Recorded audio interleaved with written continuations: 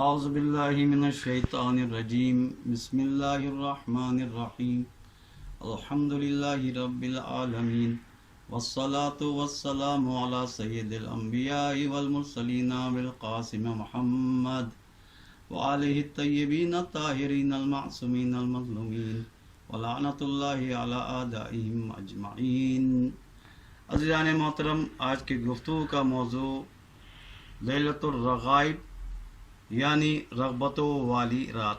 یہ رات ماہ رجب کی پہلی شب جمعہ جو آتی ہے اس رات کو لیلۃ الرغائب کہا جاتا ہے، اور اس رات کی بہت زیادہ فضیلت بیان کی گئی ہے۔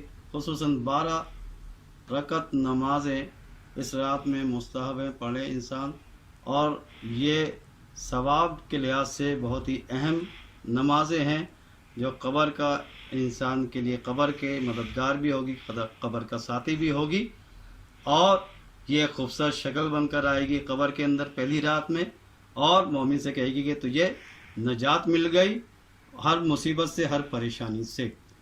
تو عزیزان محترم، اس رات کی اہمیت کو سمجھتے ہوئے ہمیں چاہیے اس رات کے جو اعمال بیان کی گئے ہیں مفاتیح الجنان میں، ان اعمال کو انجام دیا جائے۔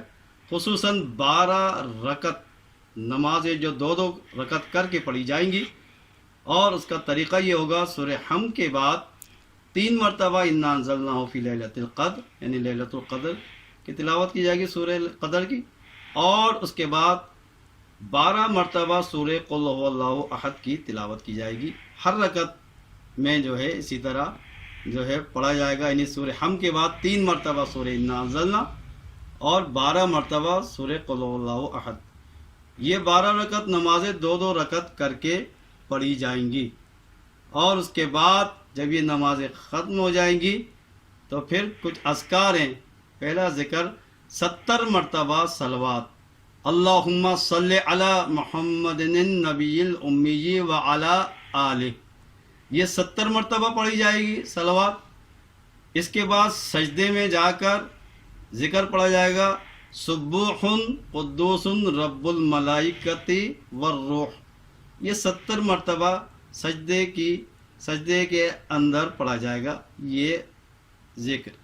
اس کے بعد سجدے سے جب سر اٹھائیں گے تو 70 مرتبہ پڑھیں گے، رب اغفر وارحم وتجاوز عما تعلم انک انت العلی الاعظم، یہ ذکر بھی 70 مرتبہ پڑھا جائے گا۔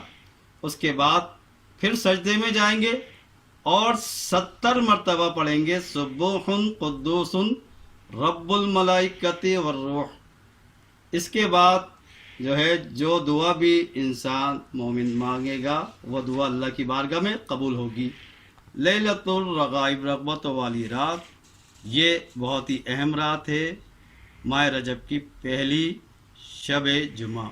اس میں یہ 12 رکعت نمازیں پڑھنا مستحب ہے، اور مستحب یہ بھی ہے کہ اس جمعرات کو، یعنی کہ جس دن پہلی جمعرات ہو ماہ رجب کی، روزہ رکھے۔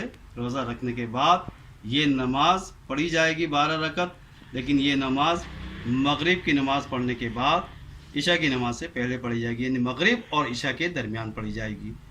اللہ تعالیٰ کی بارگاہ میں دعا کرتے ہیں، بار اللہ محمد علی محمد کے صدقے میں لیلۃ الرغائب یعنی کہ رغبتوں والی رات میں ہمیں زیادہ سے زیادہ بہتر عمل کرنے کی توفیق عطا۔